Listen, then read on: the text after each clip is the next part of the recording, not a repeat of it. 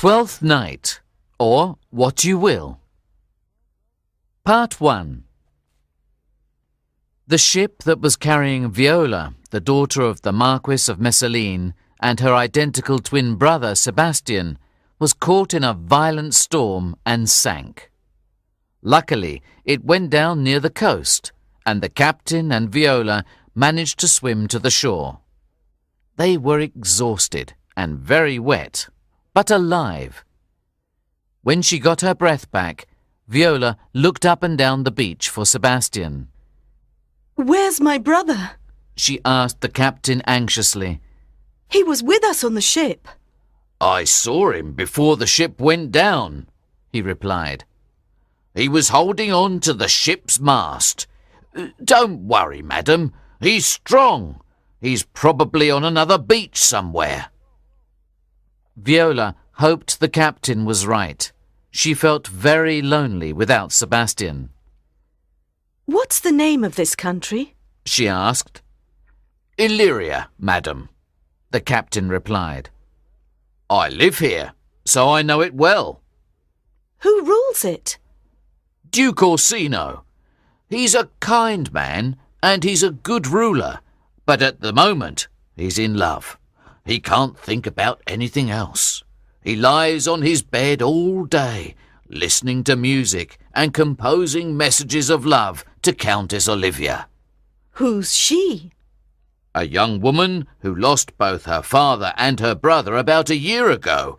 She has been in mourning since then and hasn't left her house." Viola immediately felt sorry for the lady. "I'd like to be her maid," she said. "I could work for her while I wait for Sebastian." "That will be difficult, I think," the captain told her. "She refuses to receive visitors." "Then perhaps I could work for Duke Orsino," Viola said. "Will you help me, Captain? I'll disguise myself as a boy, and you can introduce me to him." "Very well, madam," the captain replied. "I can lend you some of my son's clothes. I'll go and get them now." Later that day, the captain took Viola, who now called herself Cesario, to Duke Orsino's palace. The Duke liked her immediately and gave her a job. In only a few days, she became his favourite and most trusted servant. He decided she was the perfect person to send to Olivia's house with his messages of love. "You're young and handsome," he said. "She'll like you. She's sure to receive you." "And if she refuses, my lord?" "You must insist on seeing her," he replied. "And if she agrees, my lord, what must I tell her?" "Tell her how much I love her, how much I am suffering," the Duke said. "Your voice is as sweet as a woman's. She won't be afraid of you and will listen to you. My other servants don't know how to talk about love. They can't tell her how I feel. But you're different. You understand what I want to say." "I'll do my best," Viola said. She didn't feel very happy about taking the Duke's messages of love to Olivia. She liked Orsino very much, too much. In fact, she was falling in love with him. Maria, Olivia's maid, told her mistress that there was a messenger from Duke Orsino at the gates. "I said that you didn't want to see anyone, but he refuses to go away." "What's he like?" Olivia asked. "He's very young, only a boy, madam. He has a nice face and he's very polite, not like the Duke's other servants." "All right, I'll see him," Olivia said. "I've been in mourning for too long. Show him in, Maria. And bring me my veil, please." Viola, disguised as Cesario, came in and asked to see the lady of the house. "I've prepared a very nice speech, and I don't want to waste it on the wrong person," she said. Olivia laughed. She liked this young man. She took off her veil. "I am the lady of the house," she said. "You are very beautiful, madam. It's a pity that you hide your face. Viola said. Now I understand why my master loves you. But I can't love him. Olivia said. Go back and tell him that I don't want to hear from him again, unless... She looked at Viola and smiled sweetly. This young man fascinated her. He was obviously from a good family and well educated, and he was very handsome. Unless what, madam? Viola said. Unless you want to come back tomorrow and tell me what he said. Viola's brother Sebastian survived the shipwreck by holding on to a piece of the mast. After 24 hours in the water, Antonio, the captain of a passing ship, rescued him and took him to the nearest port. "Where will you go now, Sebastian?" he asked as they were getting off the ship. I think I'll go and see Duke Orsino. Sebastian replied. He knew my father and will help me. Why don't you come with me, Antonio? "I've got a lot of enemies here, sir. The Duke's officers will arrest me if they see me," the captain said. "I'll go and find a room in the town and meet you later." He gave Sebastian his purse and said, "Take this. You might need some money." Sebastian thanked his new friend and set off towards the Duke's palace. The next day, the Duke sent for Viola. He wanted to talk about love. You understand me very well, Cesario, he told her. I think you must be in love too. Tell me about her. What's she like? Viola blushed. She didn't know what to say. She looks a bit like you, my lord. Oh dear. She can't be very pretty then. Orsino laughed. How old is she? About your age, my lord. Too old for you, Cesario. You must look for a younger woman. Yes, my lord. Then the Duke asked his musicians to play a love song for them. It was a very sad one. Go back to Olivia, Cesario. Orsino said when the musicians finished playing. Tell her that I love her more than everything I own. But what if she can't love you, my lord? Impossible. Supposing there's a woman who loves you as much as you love Olivia. Viola said. But you can't love her. What must she do? Must she accept the truth? A man's love is different from a woman's, Cesario. Orsino replied. It's much stronger. My love for Olivia can't be compared with a woman's love for me. I don't think that's true, my lord. Viola said and sighed. She was thinking about how much she loved the Duke. Shall I go to Countess Olivia now? Yes, Cesario. Take this jewel to her. Hurry. Part 2. Viola knocked at the gates of the Countess's house for the second time in 2 days. Maria let her in and took her to Olivia. Good morning, madam, she said. I've brought another message for you from the Duke. What does he say this time? Olivia asked, not really interested. He says that he loves you more than everything he owns. He has sent you this jewel. Really? She said in a bored voice. Then she smiled at Viola and said, I don't want to talk about the Duke. Let's talk about you. What's your name? Cesario, madam. But my master... Cesario, please don't mention his name again. I don't and can't love him. Yes, madam. I'll give him your message. Viola said, and turned to leave. No, wait. Olivia cried. I want to ask you something. Yes, madam. What do you think of me, Cesario? That you think you are not what you are. If I think so, then I think the same of you. You are right, madam. Viola replied. I'm not what I am. Cesario, Olivia was very serious now. I must tell you something. Viola waited for her to speak. Cesario, Olivia said softly. don't you understand? I love you.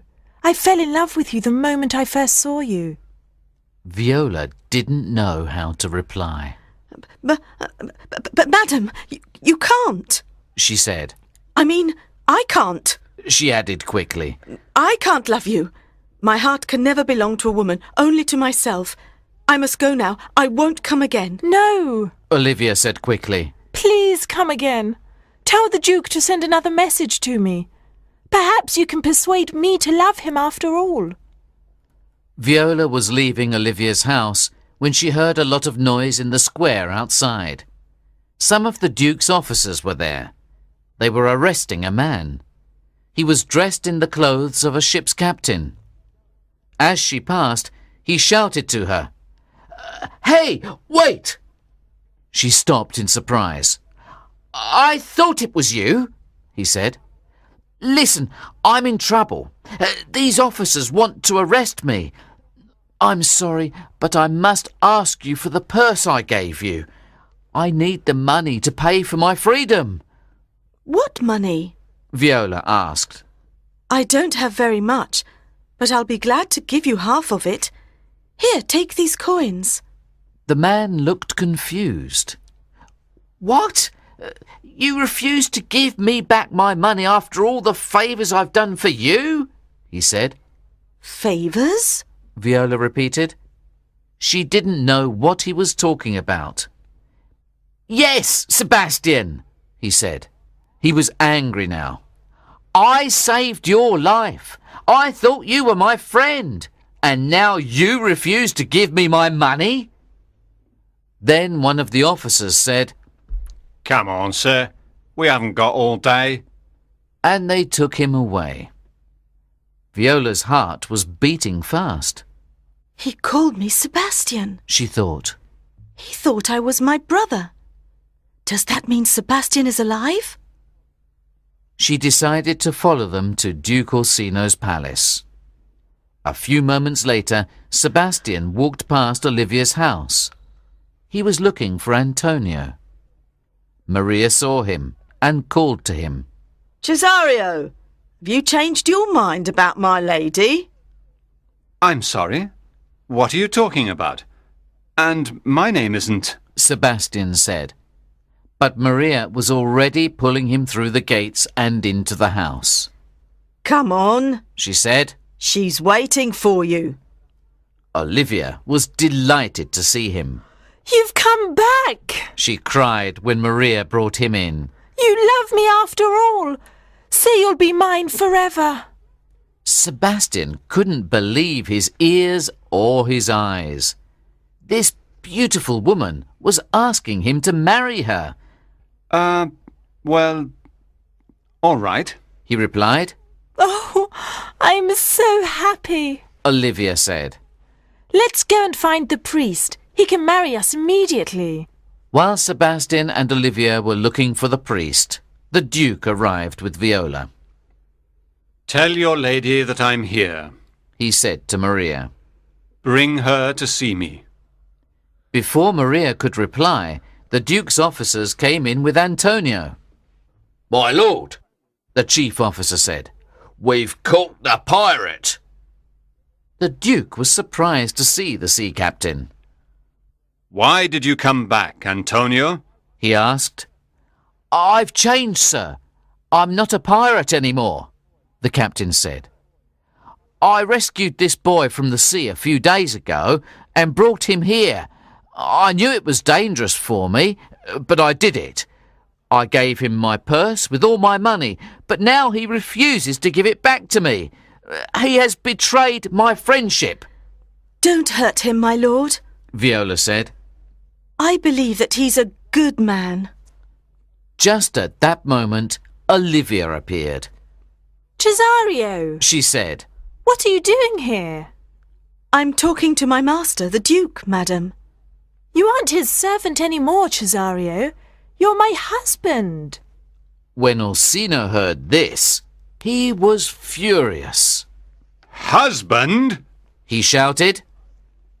I trusted you, Cesario, and you married Olivia behind my back. Well, take her. I never want to see you again. Just then, Sebastian arrived. Antonio, He said, going up to his friend. I was looking for you. I want to give you back your money. Where have you been? Antonio looked confused. Am I seeing double? He said. Is that you, Sebastian? Of course it's me. Sebastian said. What's going on here? Everyone was looking at him. Then he saw Viola. Who are you? He asked. You can't be my brother because I don't have one. I had a sister, but she died in a shipwreck. No, she didn't. Viola said, with tears running down her face. She survived. She's alive. Sebastian, it's me, Viola.